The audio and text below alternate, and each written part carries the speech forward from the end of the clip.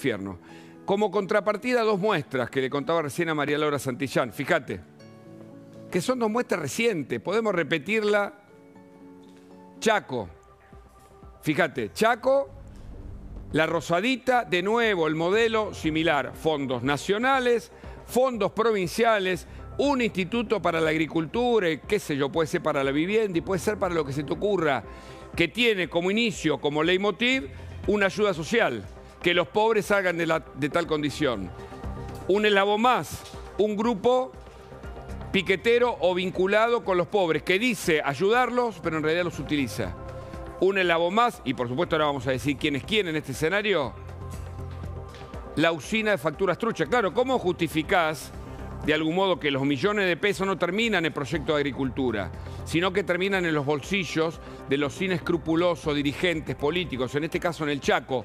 Si no es la provincia más pobre de la Argentina, pelea ese primer triste lugar con Formosa, con Santiago del Estero, con otras que tienen una injusticia fenomenal, Misiones, pero ninguna duda que Chaco, el impenetrable, resistencia, gran resistencia, creo que en el último censo se indicó como la ciudad más pobre de la Argentina. Ahí, en donde falta de todo, estos sujetos utilizaron facturas truchas para quedarse con el dinero y lavarlo por si faltaba algo. ¿Querés un modelo de hoteles? Lo tenés en el sur. ¿Querés un modelo de lavautos? También lo tenés en algunos hechos de Buenos Aires. ¿Querés el modelo de lavadores a través de facturas truchas y obra pública? Vialidad. ¿Te acordás la usina de facturas truchas de Lázaro Báez en Bahía Blanca? Bueno, esa era la que permitía que se cobraran anticipos por las rutas que no se hacían. ¿Te acordás de ese entramado? Podemos aplicar, porque es casi un modelo para escribir un libro. Es el manual del lavado que utiliza a los más pobres, que no se pueden defender, como el objeto por el cual se consiguen o se justifican fondos millonarios. Y en el medio lo demás, ¿no? Los de siempre. Un contador, en este caso, que se entregó hace horas, responsable de toda la arquitectura del lavado. Y esa vergüenza la podemos aplicar en otros casos, a la dirigencia del fútbol. Moretti, las imágenes del dinero. ¿Viste que lo pasan al revés ahora la imagen? ¿Lo viste, no? Digo, reírnos para no llorar. ¿Cómo es al revés? Claro, que él le da el dinero a la señora y dice, comprate lo que quiera. Basta. ¿Y qué dijo? Que no, que era una donación. No nos tomen más. Somos cándidos, pero no tanto. Porque cualquier donación para alguien que llega a ser presidente de San Lorenzo de Almagro, uno de los clubes más importantes, el día en que el club debía, y debíamos, quienes somos de ese hincha de ese club, celebrar al Papa, estábamos pidiendo la renuncia del presidente del club, que no puede desconocer que frente a una donación hay que hacer lo que hay que hacer, que no se puede recibir una plata así. No tocó la mesa, ¿viste la plata? El fajo agarró así al bolsillo. ¿Qué es eso? Es corrupción de la dirigencia cultural argentina. Tal vez ninguna otra disciplina como el deporte y el fútbol en particular configure la cultura más fuerte de la Argentina. Y si no, mirá lo que movilizó a casi 5 millones de argentinos con el Campeonato Mundial de Fútbol. Esto es una imagen, es representativa, es un elemento que explica y que resume y sintetiza cómo está la Argentina hoy. Obviamente que es San Lorenzo, que es Moretti, que ahora pide licencia, ni siquiera renuncia. La verdad no sé cómo no renuncia, pero aún así la justicia lo investigará y después conoceremos lo formal. Pero en el mientras tanto la imagen es irrecusable. Y esa imagen es la imagen que hoy tenemos en la Argentina. Ojalá esto cambie. Vamos a hablar con el fiscal Patricio Sabatini, porque es el fiscal federal de Chaco. Un hombre que además, quiero contar esto, sigue estudiando. Ahora me lo va a contar el fiscal de Chaco. Sigue estudiando porque se quiere perfeccionar, pero es un experto en temas de corrupción. Y es un escándalo, porque lo de Chaco y lo de Moretti, que ocurrieron con 48 horas de diferencia o algo así, demuestra cuál es el estado moral de la Argentina. Y ese estado moral es el estado de degradación que aumentó la cantidad de pobres a un 50%. Ojalá que esto cambie, que el gobierno, quien corresponda, cambien el rumbo de lo moral, que tengan una ejemplaridad que hasta ahora no tuvimos en los últimos años. Maxi Sardi y Mariana Yalo para este programa, ya llegan grandes invitados, pero comienzo con vos, Maxi, para que nos cuentes las últimas novedades de la causa de la Rosadita de Chaco. Buenas tardes. Bueno, lo que vos decías, Hugo, buenas tardes, la detención de quien es el arquitecto en lo que tiene que ver con el lavado, con el entramado de facturas truchas y quizás un poco más, porque también es su propia esposa quien estaba del otro lado del mostrador. Un caso al que vos le encontrabas, ¿no? Parecidos en otros que hemos visto en los últimos tiempos, y te podría sumar yo también el tema de Merenciano Sena y Cecilia Acuña. Vos sabés que no nos darían los programas para... Hay un hecho tras otro, ¿viste? Corriendo del medio, incluso el asesinato de Cecilia Strossowski. En aquel momento fueron encontrados en la casa 6 millones de pesos. Ahí también hay lavado. Muy parecido también a lo que sucedía en algún momento con Milagro Sala, cuando veíamos las imágenes de cómo pasaban por el banco. ¿Te acordás? Y se llevaban los dólares. Los pibes villeros eran, ¿no?, los que recibían los fondos públicos que tenían que ser viviendas, y fue la doble estafa. Las viviendas no se hicieron y se llevaron el dinero para sus bolsillos. Bueno, el caso de Merenciano Sena también estaba vinculado a su vez con Sueños Compartidos. De hecho, ¿te acordás? Sueños Compartidos. El barrio de Merenciano nace como un desprendimiento justamente de la obra trunca de Sueños Compartidos. ¿Y por qué lo cito? Porque aquí hay un entramado, para que vos lo entiendas, que es muy parecido al que se daba en esos casos, donde también esto decía, ¿por qué vemos chicos contando el dinero? Porque muchas veces no confían en sus propias segundas líneas en el armado de estos grupos sociales que, insisto, como vos bien marcabas, hacen uso de la pobreza para enriquecerse. Entonces la plata la contaban en la propia casa. Un lavado de dinero que se conducía por medio de diferentes empresas, truchas también. La propia suegra de Pasco figuraba como titular de distintas empresas fantasmas que aportaban justamente esas facturas millonarias para derivar lo que tenía que ver con la plata que tenía que haber ido a estos organismos sociales. Correcto. Y luego todo un entramado que sigue, yo lo hablábamos más temprano también con el fiscal, hacia otros países, la compra de propiedades, de... dinero guaraníes que se encontraron, exactamente, ¿no? Para entender. De distintos institutos de belleza. Y te digo, yo hago un salto, pero digo, lo de Cuéllar tampoco está ajeno, porque la investigación apunta a que había en Paraguay lugares donde se iba a lavar dinero bajo la construcción de fideicomisos o emprendimientos que son investigados a propósito de esto. Bueno, Max, que esto se da en todo el litoral. O sea, obviamente tenían base en Chaco, pero operaban con distintas firmas en Formosa, en Corrientes, y como vos bien decís, cruzaban la frontera y muchas veces llevaban el dinero hacia el país del norte. Hablamos con el fiscal Patricio Sabatini, está en línea, le agradecemos mucho este contacto, es muy oportuno porque, fiscal, se entregó el contador, que es una de las cabezas clave en esta causa por corrupción. Buenas tardes. ¿Qué tal? Buenas tardes a todos. Sí, el día de la fecha nos informan de Gendarmería Nacional que se hizo presente el único que quedaba con pedido de detención, que es el contador Walter Pasco, que lo hizo con su defensora en un destacamento de Gendarmería Nacional, ¿no? Aquí en Fontana. Claro. Yo quería contarle a la gente, porque no todos saben cómo funcionaba esto, pero aunque sea en una simplificación, fondos provinciales o incluso nacionales eran los que sustentaban a este Instituto de la Agricultura. Bueno, nosotros lo que tenemos registrado por el momento es, primero, aclarar a la audiencia que esto es una causa por violación a la ley penal tributaria, ¿sí? Claro, sí arranca, sí. Se imputó que es una asociación ilícita fiscal, ¿no? Y con el consecuentes maniobras de lavado, en virtud también de la utilización de facturas apócrifas, como bien usted hizo hoy lo dijo en la introducción, ¿no? En base a ello, nosotros lo que vimos es que, por un lado, se utilizaban claves fiscales, por eso es central el contador, porque al tener acceso a las claves fiscales de sus diversos contribuyentes, incluso clientes de él, se pudo pergeñar la creación de fundaciones y cooperativas para que no solamente crear un crédito fiscal, no quiero ser muy técnico, o sea, con posibilidad de evadir al fisco, a la Hacienda, ¿sí? Si usted me permite, yo quiero sumar un caso concreto para la gente. Un carnicero tenía este contador que se acaba de entregar y de repente ve el carnicero que factura más de lo que él efectivamente facturó. Y finalmente termina denunciando al contador, que le decía no pasa nada. Claro, estaban utilizando su clave fiscal para esta usina de facturas apócrifas para quitarle el dinero a los chaqueños y a los argentinos en definitiva, ¿no? Dinero que tenía que ir a otro destino. Sin duda, el rol del contador para cualquier persona común y corriente, estamos hablando prácticamente del segundo páncreas del ser humano, ¿no? O sea, le damos con la confianza de toda nuestra vida, nuestros movimientos. Bueno, imagínese la importancia que tiene Pasco en esta organización. O sea, entonces, en este hilo nosotros, claro. El contador, lo que atamos es, en virtud de otro responsable de la organización, que es el señor Ayala, también con una lubricado conocimiento en la cuestión de cooperativas y de fundaciones. De nuevo las cooperativas, ¿no? De nuevo. Incluso algunas de ellas vinculadas con otra causa de un líder piquetero de un movimiento social llamado Ramón Tito López, que es clave también, ¿no? Sí. O sea, vemos puntos en común en las diferentes causas, ¿no?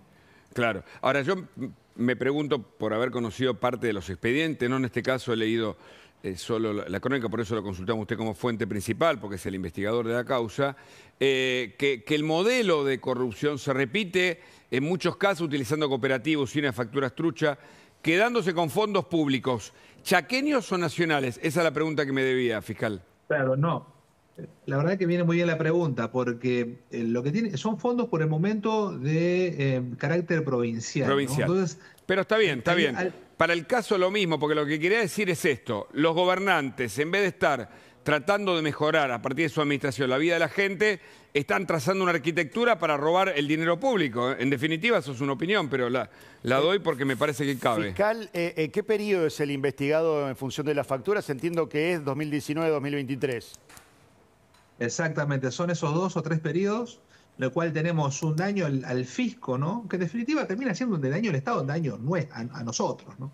Claro. De 150 millones de pesos, ya sea por IVA o por impuesto a las ganancias, ¿no? Pero con un nivel de facturación de 500 millones de pesos en el tiempo que lleva esta organización. Claro. ¿Y hay un vínculo político aquí, fiscal? Digo, ¿que estas personas contaban con el aval político para poder hacer esta maniobra? El aval político, el primer aval político, y esto ratificado incluso por una investigación que no es nuestra, que es de la justicia de la provincia, es el rol del titular de uno de los organismos que más dinero manejaba respecto a esta, no solamente en todos los estamentos del Estado, sino concretamente el manejo que tiene dinero hacia las cooperativas y las fundaciones, que es IAFEP.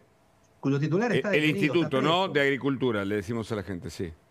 Exactamente. Y un dato no menor, que es el contador que fue detenido el día de la fecha, procesado, al igual que su esposa, que también se está procesada, al igual que su suegra, que también se está procesada. Bueno, su esposa concretamente tenía un rol preponderante dentro de este organismo. O sea, todo nos lleva al mismo camino.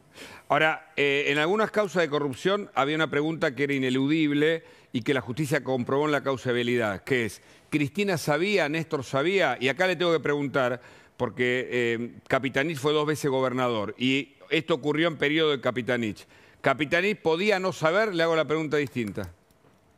Sí, la verdad es que nosotros en el marco de esta investigación no teníamos un límite hacia dónde vamos, ¿no? O sea, va a ser materia de investigación. El conocimiento tiene que estar perfectamente objetivable en un elemento de convicción para convencer a un tribunal oral. Claro. Sin duda que va a ser materia de investigación. No tiene ni un límite esto, hacia arriba, hacia los costados, si esa es la pregunta, ¿no? Pero para que llegue a Capitanich, fiscal, y de paso agradecemos su trabajo, porque siempre nos quejamos de la justicia que no se mete con el poder, y también solemos destacar trabajos de investigadores como el suyo y de jueces que por supuesto hacen lo propio, porque tienen la obligación y el compromiso de hacerlo. ¿Puede llegar al exgobernador? Nosotros no descartamos ningún tipo de elementos. Por el momento, cerrar lo que tiene que ver, porque también aclarar, esta es una instrucción que está terminando, está culminando. Ya hay procesamientos por parte de la jueza Nina Perger, confirmados por la Cámara Federal Local, ya están vísperas de ser elevado a juicio. Eso no quita que existe una parte residual que seguramente la estaremos haciendo en las próximas horas, una vez que es cerrado este paquete, para poder seguir investigando, ¿no? Es decir, que hay una segunda parte que sí puede incluir a Capitanich, ¿eso entendí? ¿Y en esta no? No descartamos. No descartamos. No lo descartamos. ¿Por qué en esta no? Permítame la pregunta. ¿Por qué en esta no si un instituto provincial es creado al amparo de un gobernador que eventualmente es quien debe saber o controlar el manejo de esos fondos? Bueno, destacar primero que, y eso yendo a su pregunta después, el rol que tuvo el ARCA, ex AFIP, es preponderante, fundamental. En la medida que en el marco de esta investigación por la asociación ilícita fiscal, una organización destinada pura y exclusivamente esto desde el punto de vista de lo que estamos imputando, ¿no? Por ejemplo, una usina facturas trucha para diferentes delitos contra la hacienda pública con posterior lavado, en la medida que esto avance y vemos un rol preponderante del señor Capitanich, nosotros no descartamos que pueda ser integrado a la causa. Por el momento cerramos esta parte de la instrucción, no quiere decir que no existe una parte residual, como le reitero, claro. Que pueda investigarse esa pata, ¿no? Recuerden, esto tiene que ver con ley penal, violación a la ley penal tributaria, ¿sí? ¿Aquí de qué se los imputa? ¿Es una asociación ilícita? ¿Qué pena están pidiendo? El tipo penal aplicable es asociación ilícita fiscal, ¿sí?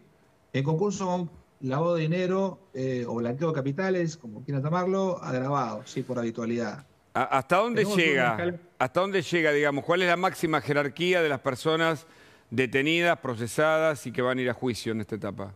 No, son el carácter coautor la mayoría. Lo que tiene que ver con Ayala, con Pasco y con su círculo íntimo, están en carácter coautor. Después tenemos roles secundarios, ¿no? Son 10 personas aproximadamente. 10. Pero digo, en la jerarquía mayor, ¿es un secretario de Estado el que está imputado o procesado? No. ¿O quién? ¿Hasta dónde llega en jerarquía? Digamos, estoy pensando en la función pública, ¿no? Porque es importante eso, me parece, a esta altura. Sí, primero aclarar que no existe ser funcionario público. No estamos hablando de funcionarios públicos aquí.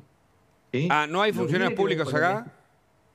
Lo que tiene que ver con funcionarios públicos ya se remitió, y sobre todo los delitos precedentes, el fraude en contra de la administración pública provincial, se remitió a la justicia ordinaria, a la justicia provincial para que realice la investigación correspondiente. No solamente de entes del gobierno provincial, sino detectamos municipios del interior de la provincia que hicieron uso de estas facturas. ¿La esposa de Pasco qué cargo tenía? Era subsecretaria. ¿Cómo? Al momento de los hechos. Sí, bueno, podría ser la única funcionaria, ¿no? Sin duda. Ok. Me quedé pensando, perdón porque no conozco la cosa en su totalidad, pero usted es el que mejor lo puede explicar. El instituto, la gente del Instituto de Agricultura, que era la que tenía los fondos, ¿alguno de ellos están imputados en este caso?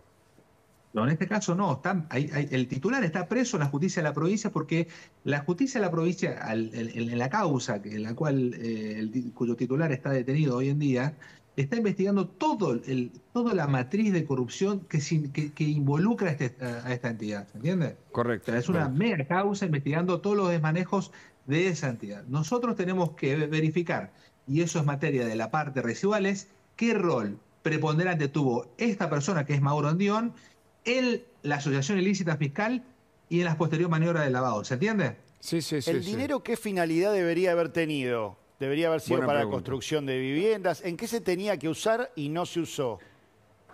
Bueno, es una gran pregunta, porque en lo que tiene que ver en materia de contra la ley penal tributaria es la posibilidad, que se le veda la posibilidad con estos delitos al Estado de recaudar para construir hospitales, para construir escuelas, para patrulleros, para chalecos antibalas, ¿se entiende?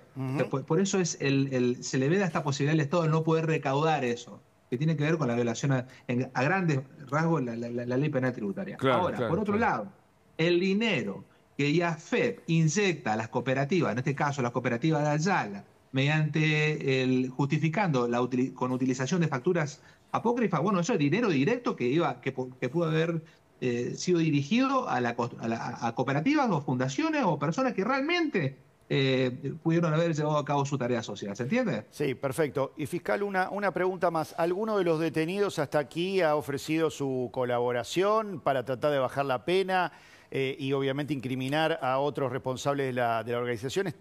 No sé si me podrá puntualizar en nombres, pero por lo menos ver si ese era un camino que ya había sido iniciado. Correcto.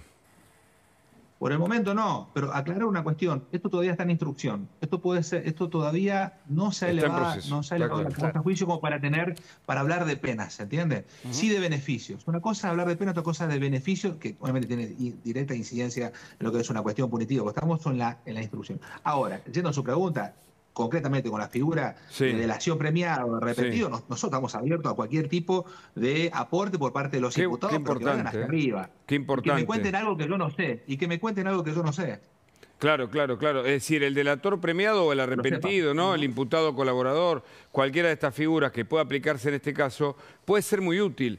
Yo insisto con algo tal vez por conocer situaciones similares y decimos que el modelo se repitió en muchísimos otros casos de corrupción que en general, digamos, siempre cuando se apunta a las cabezas y no a los de menor grado, finalmente es ahí donde es importante porque ellos son los que probablemente planearon la maniobra y los otros son los ejecutores, ¿no?